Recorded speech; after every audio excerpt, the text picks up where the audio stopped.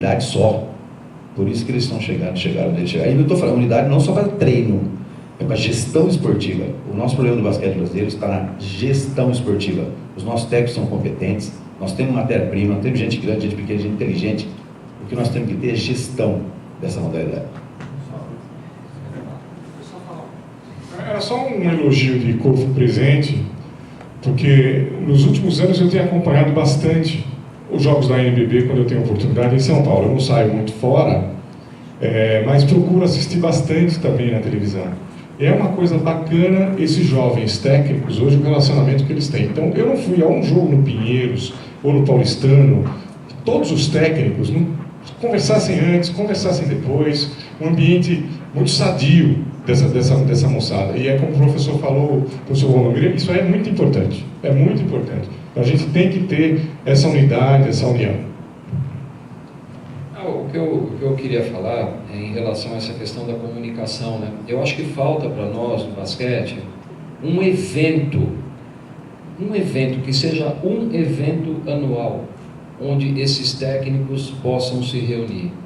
Não todos os técnicos, e que esses técnicos pudessem ser os protagonistas desse evento. Então, sei lá, um congresso, um simpósio, um encontro, o nome que se quiser dar, porque aí você abre a cabeça dessas pessoas, né? A Federação Paulista de vez em quando promove uma clínica, né? E essa clínica normalmente ele traz um técnico estrangeiro, que eu acho extremamente louvável, tem que trazer mesmo. Mas eu acho que tem que dar mais espaço para esses técnicos que estão no topo da linha aí, para mostrar o que eles fazem, sem medo de ser feliz. Não é porque eu vou contar pro Bruno o que eu faço, que eu vou ganhar dele ou ele vai ganhar de mim. É trabalho, gente. Até tem um caso curioso que você falou do Sérgio Hernandes, claro, não nessa proporção, mas há muitos anos atrás, né, já que os caras me detonaram aqui na mesa, do livro antigo, o cara antigo, eu era técnico do Pinheiros, e o Altevir Halinski era técnico do Sírio. O Altevir, na minha opinião, foi o melhor técnico de categoria de base que eu conheci na minha vida. Ele era um pouquinho mais velho que eu, ele ainda continua na ativa, se não me engano, na Universidade de Guarulhos. E nós fomos disputar um estadual mini em Campinas, e nós éramos da mesma chave, e o Sírio perdeu do Clube Piracicabano. Bom, enfim, para resumir, o Sírio tinha que ganhar da gente para classificar para outra fase. E aí nós estávamos lá no clube, um dia o Altevir me chamou e falou assim, senta aqui. Ele fez assim, vamos tomar uma cerveja, vamos. Falou, vamos fazer uma coisa? Ele fez assim para mim, como é que você vai jogar amanhã? Isso no mini, né? Não era coisa tática, mas aquele negócio de colocar 5 num quarto, 5 no outro. Qual vai ser teu primeiro quarto? Você fala para mim qual vai ser e como você vai me marcar no começo, eu te falo e tal, e vamos deixar a molecada jogar? Falei, tá bom, vamos. Então, ó, no primeiro quarto eu vou entrar com o Agra, com o Bruno, com o Valdomiro, com o Rolando e com o Fábio, tá bom. E você? Ah, eu vou entrar com o fulano, eu vou marcar uma pressão assim, assado, tal, né? Combinamos tudo. E vamos jogar. Ele caiu fora. Isso quer dizer que nós ganhamos, né? Mas não foi por causa disso. Porque, gente, você vai fazer o quê com um time de mini? Você vai reunir o pessoal e falar, olha, ele vai atacar assim. A molecada nem sabe, nem entende desse tipo de coisa. Mas sabe, mas foi um negócio tão espontâneo, e eu acho assim que falta isso, pô, transmitir conhecimento, é o que eu sempre costumo dizer. Conhecimento engavetado não serve para nada, para nada. O conhecimento tem que ser disponibilizado para o público. O que cada um vai fazer com ele, tudo bem, hoje eu distribuí lá um negócio, tudo bem, você quer amassar, quer pôr como calço na mesa, tudo bem, mas a minha obrigação é distribuir, a minha obrigação, assim como de todos nós, é passar esse conhecimento para frente. Eu não vou ser campeão porque eu escondi o jogo, e hoje, gente, não tem jeito, dá para esconder jogo hoje? Com tanto recurso que você tem, no NBB termina o jogo, cada time recebe o CD do jogo.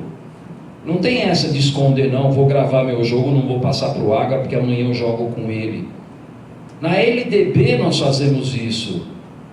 Na Liga de Desenvolvimento, o Daniel, que participa aí sempre com a gente, terminou o jogo, os 2 times recebem o CD. E se ele que vai jogar contra o Daniel amanhã quiser, ele leva o pendrive dele lá e grava o jogo na hora. O cara grava o jogo na hora para ele, não tem essa. Vai decidir na quadra, pô, não vai decidir, eu vou esconder o jogo. Não existe mais esse negócio de esconder jogo em nenhum esporte. Não existe mais. O que vale é a competência, é o momento ali que o cara vai colocar em prática aquilo que ele treinou. Outra pergunta aqui para a professora Thaís. Boa noite a todos. Queria parabenizar aí a iniciativa, né, do Thalia, que para mim, né, eu sou professora hoje de faculdade, mas joguei basquete, comecei com handebol, estava falando com a Dalila hoje que eu sou biólogo, também fazia atletismo, e eu acho que é isso que é legal, né? A gente ter várias vivências para chegar em uma. Mas estou no basquete porque eu amo, não porque eu sou boa. E, assim, né, sou fã de todos vocês, então estou muito feliz de estar aqui. E, assim, eu vejo que a questão da base, a falha, ela é política. Por quê? Porque a gente não tem esporte na escola, porque a gente está confinado dentro de um projeto político pedagógico das escolas. Estou dando exemplo da Prefeitura de Curitiba, né? Então existe um projeto político pedagógico inserido nas escolas que não permite que seja trabalhado o esporte na sua essência. Então acho que é uma falha, né? Hoje eu estudo dentro de um programa aí de doutorado que faz a pesquisa de subsídios do governo federal para o esporte. Então esse é um dos pilares. E esse programa, ele vê que o investimento tem que ser no alto rendimento, que não tem como o investimento ser para todos. Privilegiar o alto rendimento. Eu não discuto isso porque não é uma das posições que eu defendo, né? Mas eu faço a pesquisa, que eu acho que sem pesquisa a gente não chega a lugar nenhum, porque eu acho que é a falha da educação física. Está assim porque nós estamos errados, né? Eu faço parte disso também. Então, mas eu acho que a gente não pode se acomodar, a gente tem que buscar a mudança. E como que a gente muda? Estudando, né? Então eu admiro o Fábio por tudo que ele é aqui dentro de Curitiba, o Coxinha também, são pessoas que estudam basquete. E é por isso que o basquete está melhorando. Então, assim, eu sou muito otimista porque eu fui atleta de base aqui e hoje eu vejo que o Paraná está evoluindo no basquete, né? Então a gente não pode ser só pessimista. Mas a questão que o Miro até já comentou, é a questão da gestão, né? Então, assim, eu comentei com a Dalila, eu faço todo o estudo de subsídios do governo federal, a partir da lei Agnello Piva para os esportes. E eu sei quanto que anualmente cada confederação recebe. Então, não é só uma questão financeira, porque existe sim recursos, né, que são destinados à CBB. O que falha é a questão da gestão.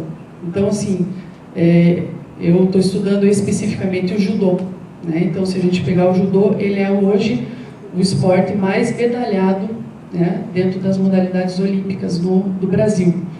E eu fiquei uma semana fazendo estudo de campo lá no Saquarema, quando a seleção brasileira ficou inserida lá, trabalhando para treinar. E eles têm equipe multidisciplinar, eles têm equipe multidisciplinar para base e para o alto rendimento. E a verba que eles têm é praticamente igual do basquete, né? Então, existe uma falha na gestão. E a gente fica triste porque a gente é do basquete, mas fica feliz porque o judô também é um bom exemplo, assim como o voleibol. O voleibol, dentro da lei Agnello Piva, ele recebe o mesmo tanto de verba do basquete. Então, é muito difícil, né? Porque, assim, vou dar um outro exemplo, não é uma questão política, e sim de pensamento meu. Hoje, o secretário de esporte de Curitiba, ele não é do esporte, né? Não vou citar, mas é uma questão política também. Se fosse uma pessoa do esporte, eu acho que é um pensamento meu, o Rolando está rindo, mas se fosse uma pessoa do esporte, eu acho que o esporte estaria melhor em Curitiba também, em outros lugares, né? Eu trabalho numa faculdade que ela é na região metropolitana quase de Curitiba, e a gente vê assim que o potencial existe, tem muitas crianças que querem ter acesso ao esporte. Meus alunos vão fazer trabalho de basquete na região metropolitana, mando eles filmar e trazer para mim, e eu vejo assim talentos, né, em todo lugar, assim, crianças enormes, muitas vezes coordenados, e não têm acesso ao esporte, porque a política de gestão está equivocada, de certa forma, né? Não é uma crítica negativa, e sim construtiva, né? Que são duas questões que eu queria que vocês se posicionassem em relação, primeiro, a essa questão de não termos hoje a gestão feita por pessoas do esporte, que eu acho que é ruim, porém não somos gestores, né? Estamos gestores muitas vezes, e essa questão, né, dessa gestão ou má gestão, não sei, não estou julgando aqui nenhuma das modalidades, muito pelo contrário, só estou posicionando, dessa verba, né, federal que existe e como que funciona efetivamente dentro da CBB, porque eu não estudei a CBB, se existe, né, um direcionamento para isso, como que poderia melhorar, né? Obrigada. Olha, eu não sei te responder pela CBB, porque inclusive ela é recente. A gente está com muita expectativa que a CBB mude em função até de alguém diretamente relacionado com o basquete tenha assumido, não é? É uma expectativa, nós não sabemos se vai acontecer.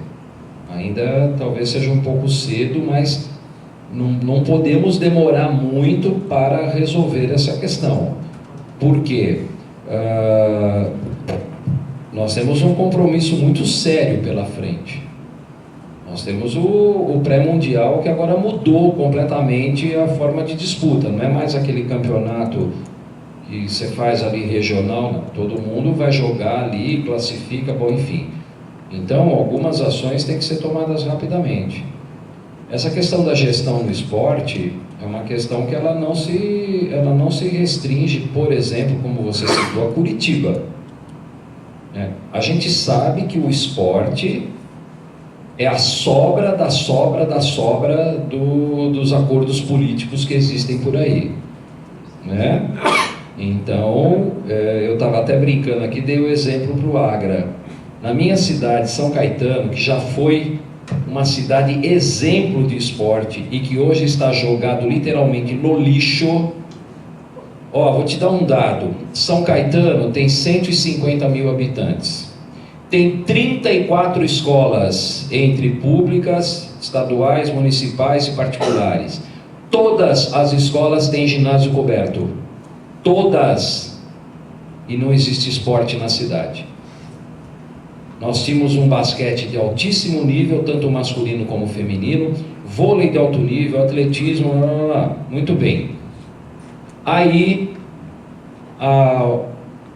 algumas gestões atrás, o nosso secretário de esportes era o Toninho do Candomblé. Não estou brincando. Toninho do Candomblé. Não tenho nada contra o Toninho e muito menos contra o Candomblé. Mas era o secretário de esporte. Na gestão passada, o secretário de esporte foi um vereador que ele se apresentava como Severo e Amigos. Assim ele se apresentava, muito prazer, Severo e Amigos, secretário de esporte de São Caetano. Então, imagina, isso porque São Caetano é considerado, todo mundo sabe, uma cidade top de linha, né? São Caetano está sempre entre os primeiros, no IDH, não sei o que, não sei o que lá. Agora, você imagina o que acontece nesse Brasil afora, entendeu? Então, por exemplo, cidades, aqui eu estou ouvindo o Agra cochichar aqui, por exemplo, não, mas o que você falou bateu comigo. Se você pegar algumas cidades do estado de São Paulo, o que é Campinas hoje no esporte? Uma cidade de 1 milhão e não sei quantos mil habitantes. O que é Campinas no esporte? O que é Ribeirão Preto hoje no esporte? Que teve o Coque lá numa fase maravilhosa, né? O que é Piracicaba, que teve um basquete feminino fantástico. Jundiaí recentemente acabou com o basquete feminino, o Divino, que era um clube, uma escola tradicionalíssima. Então, gente, infelizmente, como eu falei, o esporte é a sobra, né? Diz a lenda, eu não sei se é verdade, que um dos últimos secretários de esporte de São Caetano ele foi definido numa reunião do Partido X lá, que eu nem lembro qual que foi feita em São Paulo.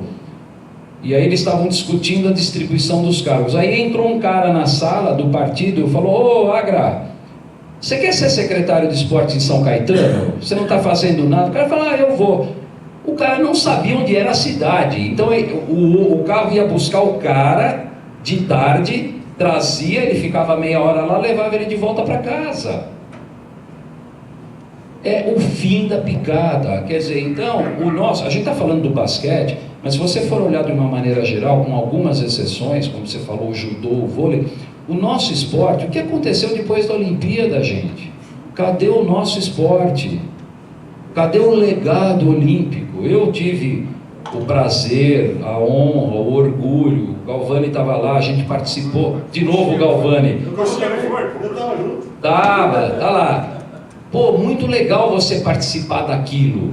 Só que você estava participando daquilo já sabendo do que ia acontecer no depois. Então, a gente resolveu viver o momento, né? Viver o momento. Eu estava lá com o pessoal da Venezuela, o Galvani com o pessoal da França, ficou amigo lá dos franceses, só tomou champanhe, só comeu em restaurante fino. Eu não, eu me ferrei, porque eu estava com o pessoal da Venezuela, né? Então vocês já viram como é que a coisa estava funcionando. Então nós vivemos um momento, sabendo o que ia acontecer depois. E está aí, está aí o que aconteceu depois. Tudo jogado às traças, uma porcaria, o baita escândalo em cima de escândalo, né? Então, pô, é muito difícil falar de esporte nesse país, né? Por isso que às vezes a gente fica assim, bom, o que eu estou fazendo aqui, né? Por que eu ainda continuo insistindo nessa lenga-lenga? É porque realmente a gente gosta muito desse negócio, gosta muito. Deixar o Galvani falar uma coisa. Finalmente o Galvani vai falar. Eu vou até pedir licença, que eu não gosto de falar sentado, então eu vou, se possível, falar em pé. Mas levanta então. Subir na cadeira aqui para poder me ver. Não, você falou que conhecimento guardado não serve de nada e falou da minha experiência na França. Eu queria compartilhar alguns dados da Federação Francesa que eu anotei e no final fazer uma pergunta especialmente para o Bruno. Eu passei uma tarde no prédio da Federação Francesa lá e assim, fiquei em choque com quanto organizado eles são, né? A nível nacional, assim, realmente não conheço outras federações tão próximas assim, mas a deles fiquei chocado com quão organizados, quanto inteligentes eles são. Então, na França, como que funciona o basquete lá, particularmente em categoria de base?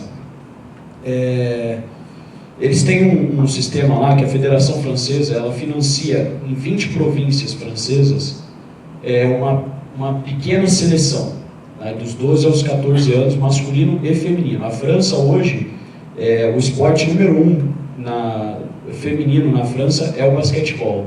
O masculino é número 2, perde obviamente para o futebol. Eles têm mais de 2,5 milhões de jogadores, de atletas que praticam basquetebol lá. São ao total 640 mil licenciados, federados, que estão na Federação Francesa. E voltando ali, falando como que eles fazem de 12 a 14 anos. São 20 províncias, nessas 20 províncias eles fazem uma mini seleção e os garotos vão morar, né, como se fosse assim, aqui Curitiba, e aí pegasse a região de Ponta Grossa, São José, e aí fizesse uma pequena seleção que treinasse, por exemplo, no Thalia. E esses garotos iriam viver em Curitiba e eles treinam lá, né, de segunda a quinta nessa seleção, que daí é treino específico, vão para a escola nessa região, e na sexta-feira eles vão para suas equipes. Então o atleta que é dessa seleção, ele vai para a equipe do Círculo Militar, vai para a equipe de São José, para a equipe de Ponta Grossa, treinam um dia com a sua equipe e no sábado competem pela sua equipe. Domingo à noite eles têm que estar de volta no centro de treinamento. Isso dos 12 aos 14 anos. Quando chega com 15 anos, eles fazem um selecionado dessas seleções. Então eles convidam 60 atletas para ir no Instituto INSA, né, que é um instituto referência, já vou entrar em alguns dados dele, mas o instituto referência de esporte olímpico lá na França. E eles selecionam, desses 60 atletas selecionados, 24 são selecionados para fazer parte da INSEP. Né? A INSEP passaram alguns atletas, meu amigo Tony Parker, Boris Giol, Rudy Gobert passou, né, no instituto, e, enfim, diversos atletas que hoje representam a seleção francesa passaram por esse instituto. Então eles fazem outra seleção aí dos 15 aos 18 anos, que esses garotos ficam lá 3 anos nesse instituto. Como é que funciona o cronograma no instituto? Eles acordam, aí das 8 às 10 da manhã eles têm aula no instituto, com todas atletas de modalidades diferentes. Das 10h30 ao meio-dia eles treinam, tem um treino, e daí depois do meio-dia um horário de almoço, das 2 às 4 aula, e daí depois das 5 às 7 eles treinam novamente. Atletas de 15 a 18 anos. Esses atletas eles participaram da 3ª divisão francesa e ganharam, se eu não me engano, um jogo. Parece na 3ª divisão, porque eles foram muito mal na 3ª divisão francesa adulta. Só que o seguinte, esses mesmos atletas que ganharam um jogo, foram muito mal na seleção do campeonato nacional adulto, foram campeões europeus sub-18 do Adidas Next Generation. E aí da Euroliga, né? E aí eles ficaram em segundo agora eu não vou lembrar, mas o torneio que teve ano passado também eles ficaram em segundo. E eles têm geração atrás de geração. Hoje especialistas de scout, de draft da NBA falam que a França, por ter um potencial humano, é hoje um país a se admirar o que eles fazem lá. E, enfim, é muito bem organizado. Eu peguei um dado ali, esse Instituto INSEP, falando um pouco mais dele, ele foi formado para o esporte depois de 1945, no final da Segunda Guerra Mundial. Ele era um instituto que era usado para preparar os militares para a guerra, e ao final da Segunda Guerra eles decidiram dedicar ele para o esporte olímpico. Então, desde 1945 existe ele. Em 1945, eram 38 mil licenciados no basquete na França. Em 1990, eram 320 mil licenciados.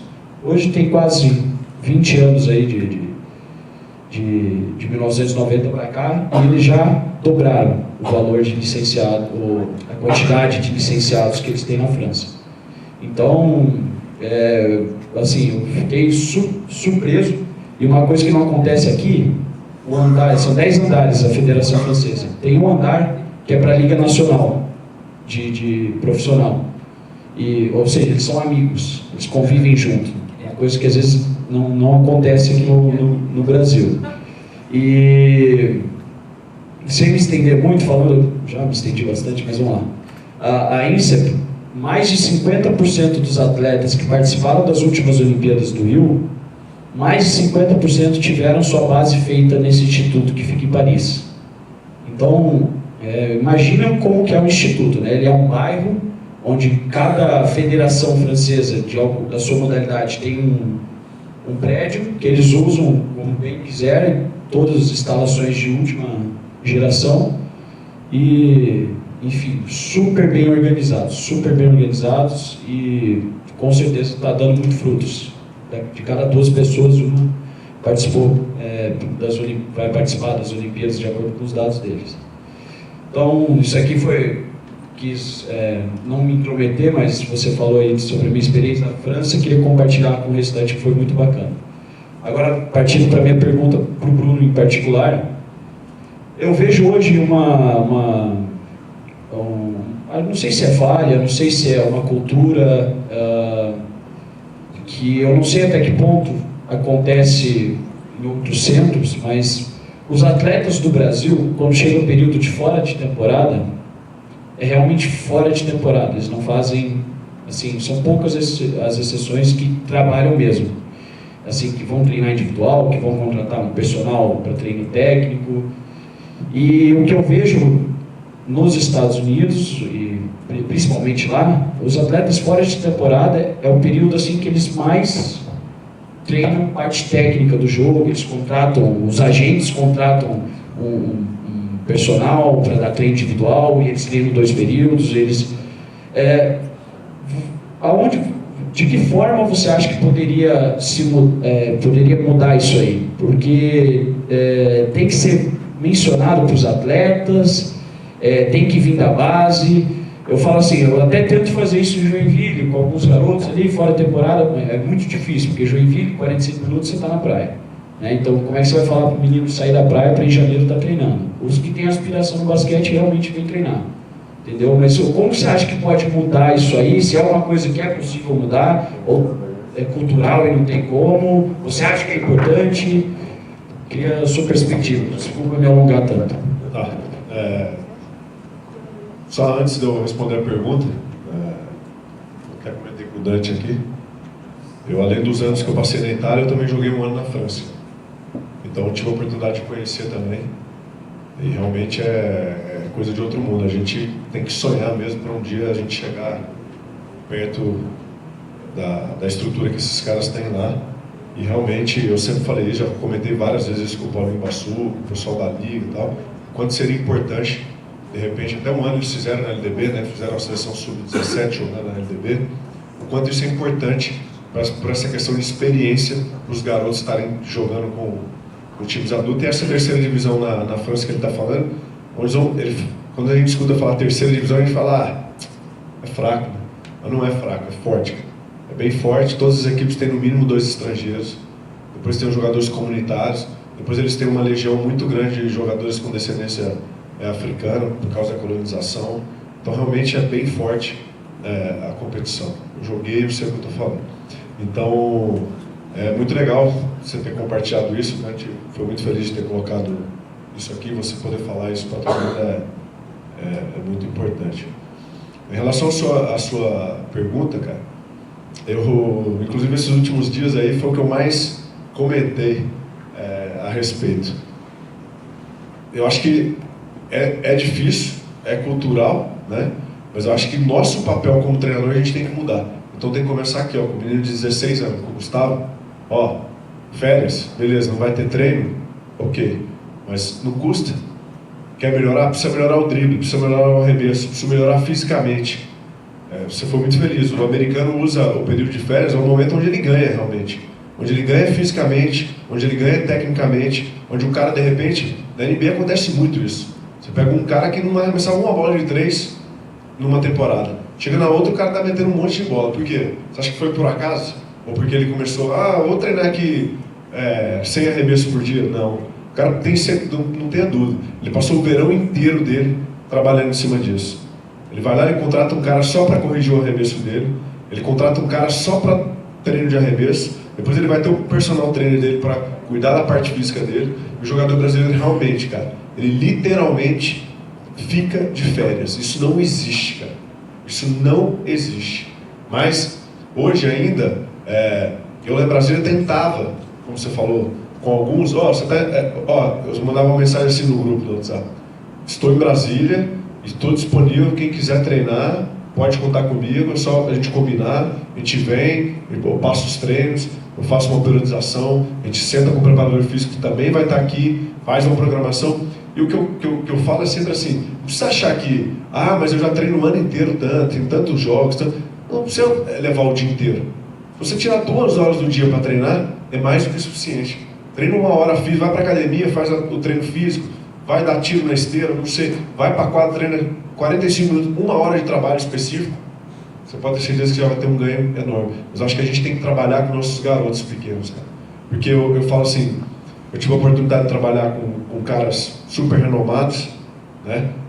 Multicampeões, com experiência na Europa, experiência de seleção brasileira. E assim, alguns deles, eu não vou citar nomes, mas alguns deles levam isso deles assim já. Então o cara para 20 dias, 1 mês, vai viajar com a família, com a esposa, vai visitar os pais, realmente vai dar uma descansada.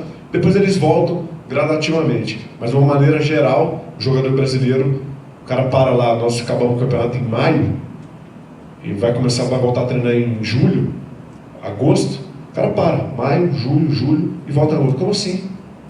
O cara não entendeu ainda que aquilo lá é o trabalho dele. Principalmente quando a gente fala de profissionais, tudo bem, o garoto de 16, 17 anos, tudo bem, acho que ainda ele tem outras aspirações, faz outras coisas, no sentido o garoto estuda, está fazendo um inglês, está tendo outras atividades que precisam ser feitas também, mas o profissional, o cara vive daquilo, não consigo, na minha cabeça não entra, cara, não entra. O cara vive daquilo, quanto melhor ele jogar, mais ele vai ganhar. Quanto mais ele ganhar, mais longe ele vai chegar de satisfação pessoal, né, de conseguir conquistar as coisas que ele se propõe. Então, na minha cabeça não entra. Como é que ele pode... É a mesma coisa de falar assim, então o Dante vai ficar 4 meses sem dar aula. Isso vai ser benéfico ou vai fazer mal para ele? Ele vai ser um professor melhor ou um professor pior se ele ficar 4 meses no ano dele parado? Isso eu estou falando de professor que usa do intelecto, né? Ele pode estar estudando, pode estar lendo, pode estar fazendo outras coisas. Mas se ele ficar sem ler os 4 meses, se ele ficar sem se comunicar, sem dar aula, ele vai ser um melhor professor ou um pior professor? Então você imagina o cara que depende do corpo. O cara que depende de uma coordenação fina. Uma coisa que precisa ser repetida, que precisa melhorar. Então assim, eu acho que a gente precisa realmente conscientizar desde novinho o garoto que ele, se ele quer mesmo, se é aquilo que ele quer, ele tem que estar trabalhando os 11 meses do ano. Né? Vamos dizer que por 15 dias, 20 dias, normal, o cara precisa de um descanso mental, um descanso físico, mas precisa ser trabalhado. Eu só queria dar um exemplo positivo que não vem de onde deveria vir, ou da confederação, ou dos próprios técnicos, das próprias equipes profissionais, né? A coisa que tem um supervisor técnico que fala, olha, vocês vão levar nas férias esse programa aqui que o Diego Geleilat, que é um grande preparador físico, com muitos anos na seleção brasileira, atualmente no Paulistano, vocês vão levar esse trabalho aqui para vocês fazerem durante as férias.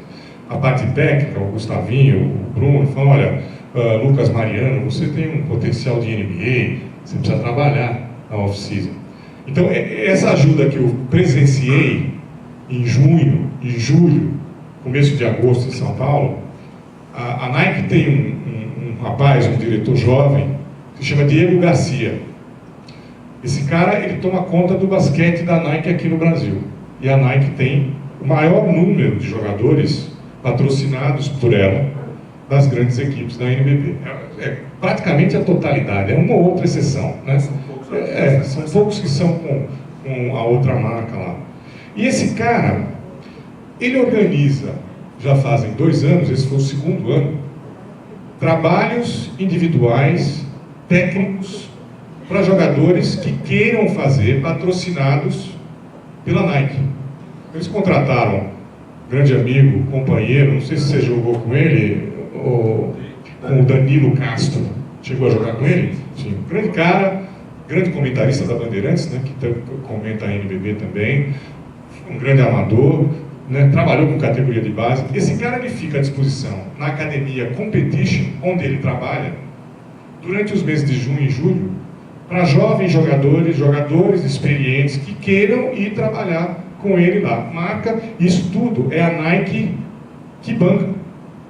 Então passaram por lá agora, nesse junho e julho, Lucas Bebê, Alzinho, Humberto, aquele que está no Flamengo, o Renan, que foi com você para a seleção brasileira, outros jogadores jovens que estão de férias, o Jorginho passou por lá. Então ele teve lá um número grande de jogadores e pouca gente sabe disso, eles não divulgaram, deviam ter divulgado, né? Isso aí é uma forma, eu acho, de começar a tentar mudar a mentalidade e fazer com que os caras treinem durante o verão, né? Então, é isso que eu estou dizendo. Na abertura da minha fala, eu falei, a ajuda está vindo de onde seria uma responsabilidade, por exemplo, ou da CBB, ou dos clubes, né, que pagam esse jogador. Ele falou, o cara só faz isso. Só faz isso, quer dizer, teria. Pois, só para complementar, antes de passar para o André, eu estive lá no Dallas, o Zaza Pachulia tinha acabado de chegar. Primeiro mês dele, ele teve que fazer treino com sorvete. Com sorvete na mão, colocar na testa, né? Antes disso, ele teve que fazer um treino só, com técnico de lance livre. Tá. Se ele não fizesse, não assinava o contrato. Isso lá é outro esquema, mas é isso que eu estou dizendo. Mas deveria ser uma coisa que, como falou o Galvão, como falou o Bruno, que se tornasse um hábito, do cara entender que ele só faz isso na vida, né? Oi? Precisa colocar colocar isso na cabeça deles. E daqui talvez 5, 6, 7 anos, não precisa da Nike, não precisa de ninguém mandar, não é o Diego, não é o Gustavo. Ele mesmo já sabe. Olha, eu tenho 15 dias de férias, vou ficar 20 dias e depois eu vou me preparar. Se ele quiser, eu gostei de trabalhar com o Bruno, gostei de trabalhar com o Agro, vai atrás. Mas não é só do atleta, né? No meu tempo, né? Eu falei pro Bruno, cara, eu treinava por quê? Porque eu saía, tinha seleção. A carreira inteira. Mas a diferença é o profissionalismo, né? A cobrança também. Então, aí no meu tempo a cobrança, os caras não cobravam no atleta, chegavam lá, passavam na cabeça, acordou, tá mal, vai perder 2 semanas, tá bem. Os caras deixavam, era uma coisa paternalista. Nos Estados Unidos, você vai chegar lá, os caras mandam embora. Tá cortado. Então, não sei você lá na sua fora de temporada, lá em Houston, na Universidade de Houston, né? Eu lá em Kansas State, eu trabalhava muito mais fora da temporada do que durante a temporada. Durante a temporada você ia lá 1h30 por dia, tinha aquela parte de tática, cagava uns esporros e tal, depois ia embora. Mas no verão, cara, a gente fazia musculação, corria. Tinha um cara lá que o nome do cara era Ross, chamava ele de Ross Hitler. O cara gritava com a gente, xingava, ele tomava conta do time de futebol americano, pra você imaginar. E a gente ficava trabalhando o verão inteiro, praticamente, muito mais do que durante a temporada. Então, é uma mentalidade que eu acho que os clubes são responsáveis, tem que ter responsabilidade da cobrança. Eu não quero que você volte aqui, cara, no começo da NBB aí para treinar gordo. Não quero. Né? Então, eu acho que os clubes, os técnicos, têm que tentar criar essa mentalidade. Eu estive lá o ano passado com o Danilo, na primeira edição desse tipo de treinamento, e estive na segunda. E o que eu gostei de ver? Que na segunda edição, eu vi um número muito maior de jogadores, alguns deles jovens, alguns deles mais veteranos, mas entendendo a importância de trabalhar fora da temporada para melhorar. Só complementar rapidinho, então, nesse período que eu tive na Itália, e também isso serve de exemplo, o clube também é responsável por isso. Porque, por exemplo, se o Agra e o Dante são meus atletas, eu tenho 2 anos de contrato com ele, ou 3 anos de contrato, eu acabei de renovar com ele, o clube também não pode chegar e falar assim, tá bom, então o campeonato vai começar só em novembro. Por exemplo, nós lá em Brasília, a gente não tem um campeonato estadual. Normalmente, todos os anos que eu estive lá, nós tivemos a oportunidade de jogar a Liga Sul-Americana, começava em outubro. A gente começava a treinar normalmente 1º de agosto. Então, servia da gente, eu no começo quando eu era assistente, eu cobrava um pouco isso tudo e tal, falei, cara, o cara tem 2 anos de contrato, então a gente dá 21 meses de férias para ele, e depois ele tem que vir aqui. E aí vai vindo. Então, por exemplo, na Itália isso acontecia. O cara tinha contrato, então é assim, o Dante e o Agra, a partir do dia 15 de julho, tem que estar aqui.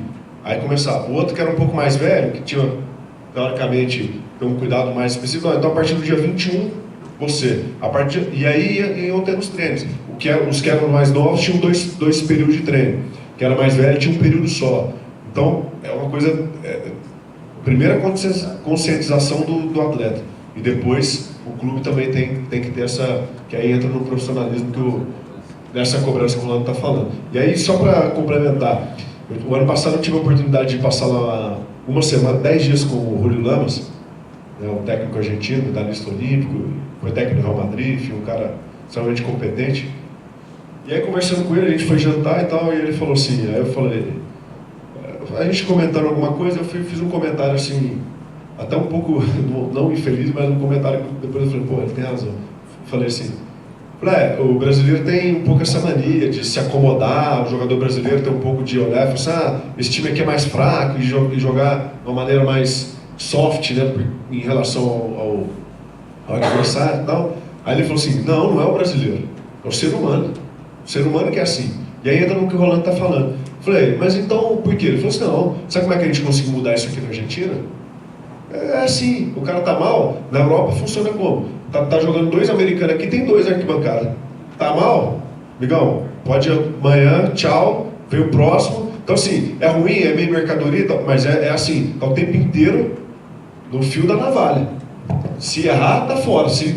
Então, é um pouco isso. Ele falou isso, não é o brasileiro, é o ser humano, e a verdade é essa. Então os nossos gestores também têm que ter, voltando, né? Os gestores têm que saber entender do jogo e se profissionalizar cada vez mais. Pessoal, a gente vai fechar com mais pergunta do André, do Daniel e da Tá? Boa noite, muito obrigado. Bacana estar aqui presente com vocês. Eu sou de uma geração que ainda ganhava da Argentina. Eu fui seleção de base no Brasil e nós fomos para o Ibirapuera, Centro de Treinamento Ibirapuera. Ainda existe esse centro de treinamento ainda? Nós ficamos lá de 3 meses lá no Centro Olímpico? Centro Olímpico, exatamente. Ele existe, mas tem uma configuração já completamente diferente, não é mais a mesma coisa. Aquilo que o Galvani estava falando me remeteu ao Centro Olímpico nas épocas passadas. Sim. Então o pessoal reunia os atletas no Centro Olímpico para treinamento, várias equipes, mas eu ia lá, ele não é mais assim. Hoje o Centro Olímpico tem equipes próprias. Olha só. Hoje o Centro Olímpico tem equipes próprias. Tanto como eu citei aqui, né, o Centro Olímpico tem um time de base feminino que é o único da cidade de São Paulo. Sub-13, Sub-14, que são as meninas lá. Não é pela Federação Brasileira, mas... Nada a ver, nada a ver. É pela Secretaria Municipal de Esporte. Quando o Centro Olímpico foi criado, há muitos anos atrás, né, pelo Coronel Maurício, que foi o primeiro, a ideia era essa. Era trazer atletas de diferentes localidades e fazer um treinamento e devolver esses atletas para suas equipes, mas eles sempre estavam retornando. Mas não é mais assim, não é mais assim. Terminando, então, eu fiz minha carreira mais no Canadá, morei muitos anos lá, fiz faculdade lá, joguei basquete, muito basquete lá. E lá o pessoal, a função principal é ensinar o pessoal a marcar. Aqui no Brasil, eu aprendi a desmarcar. Infelizmente é verdade, a nossa cultura é de fazer ponto, entendeu? Então eu aprendi como fazer marcação no Canadá. Eu queria saber se hoje os treinadores estão realmente trabalhando com a parte de marcação e se esse trabalho é marcar em cima ou tem detalhe de fundamento. Como é que os treinadores fazem isso? Isso aqui é a técnica. Não, obviamente, acho que depende de treinador para treinador, a questão específica dos princípios, das regras, dos conceitos, né, defensivos, mas acho que todos os treinadores trabalham bastante, sim. Acho que essa cultura é verdade, a gente valoriza demais, né, quem faz cesta, tanto que, como o Dante falou, o Sub-12, o Sub-14 é o melhor jogador e o cestinho do campeonato, né? Pergunta se tem o melhor defensor. Então a gente já vai incutindo na cabeça do jovem que ele vai se destacar, que ele vai virar jogador se ele fizer cesta. E não é bem por aí, né? Mas a gente encontra bastante dificuldade nesse sentido, principalmente tecnicamente, defensivamente, o jogador defender a técnica de defesa, né? Então a gente chega, principalmente, comentando com o Agro, não só ofensivamente, mas principalmente defensivamente, você pega alguns jogadores com uma capacidade física e atlética muito grande, mas tem uma dificuldade tremenda de defender. E aí entra depois essa ideia, né, de que não, mas eu não vou me preocupar em ser o melhor defensor porque eu só vou ganhar mais dinheiro, eu só vou ser mais bem visto se eu fizer cesta. Então a gente tem que devagar, de novo, entrar nessa questão da cultura, né, do atleta entender que precisa defender. Mas, obviamente, uma das coisas que eu mais prezava na minha equipe, eu até trouxe uma forma diferente, o Agra comentou aqui que deixar de comentar, mas eu sempre me preocupei bastante com a defesa. Apesar de eu ter tido uma equipe com algumas dificuldades individuais, e, obviamente, essas dificuldades depois passam a ser coletivas, né? Mas eu sempre procurei ter bastante atenção com a defesa e um dos meus acordos com o meu time era esse, que eu não queria saber, eu tinha um time que tinha bastante capacidade ofensiva, a gente sempre teve, entre a gente e o Flamengo, sempre os 2 melhores ataques do campeonato, então eu falava assim, para fazer cesta, eu não preciso de mais ninguém, o time, todo mundo faz cesta aqui, todo mundo tem capacidade de fazer cesta, mas defensivamente não. Então o nosso acordo é o seguinte, eu não quero saber, você pode estar fazendo 20 pontos, mas se o homem está fazendo 20, está fazendo 30, você não vai jogar. Então esse é um acordo que eu tinha com eles.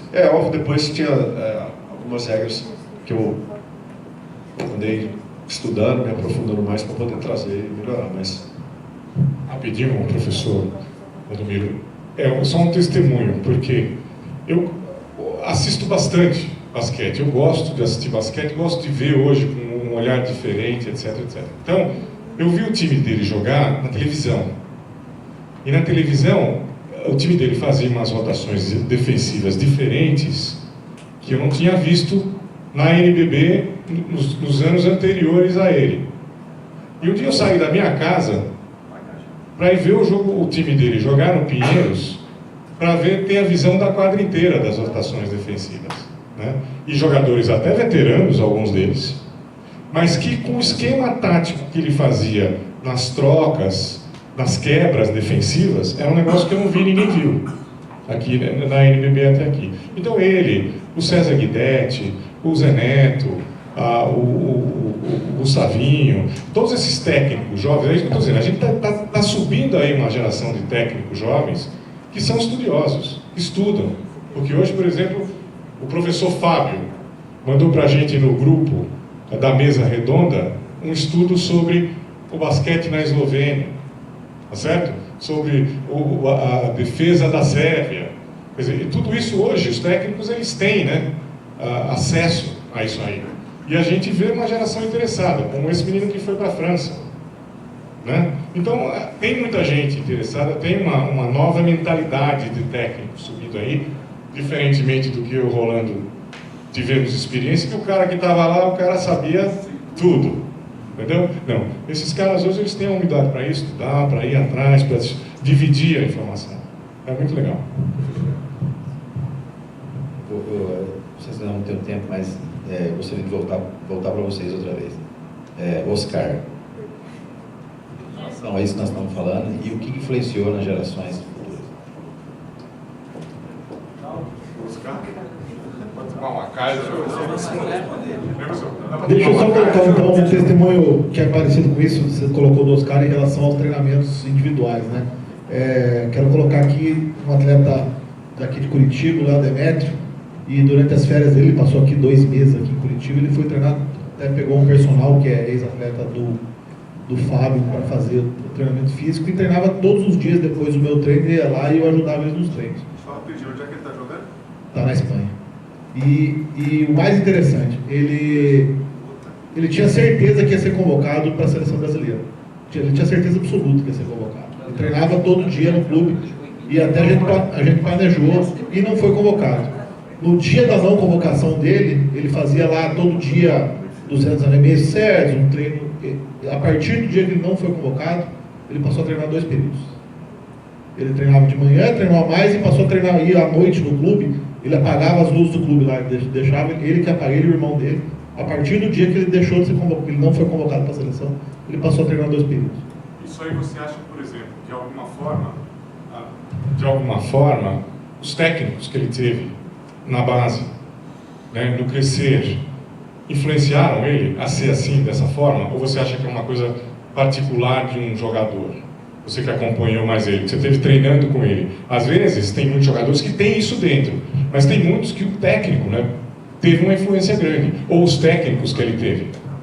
Então, no caso do Léo, eu acredito que a formação familiar dele sempre foi muito regrado, e ele teve uma experiência, uma experiência muito positiva como técnico. Ele começou aqui e acabou indo para o Minas. E o Fernandinho, do Minas, é um cara que ajuda muito os atletas fora da quadra. E eu acredito que isso tem ajudado muito também. Isso aí é muito importante, eu acho, né? O apoio, a força, a presença. Então, por exemplo, você estava aí com ele e foi lá ajudar ele todo dia. Com certeza, algum tipo de influência você teve nele também. Então, é muito importante que os técnicos entendam, Bruno, que vocês têm que puxar esses caras, né? Então, ele trabalhou com um jogador lá em Brasília, que é o Lucas Mariano, que para mim, tecnicamente, hoje, ele é melhor jogador do que o Felício quando foi para o Chicago Bulls. Tecnicamente, eu estou falando, né? Agora, vê a evolução do Felício nesses 3 anos. Fisicamente, tecnicamente, porque que é um moleque que, ó, né? É a impressão que passa para mim, que o Lucas Mariano é um pouco mais acomodado, não tem essa vontade, não sei o quê. Não, e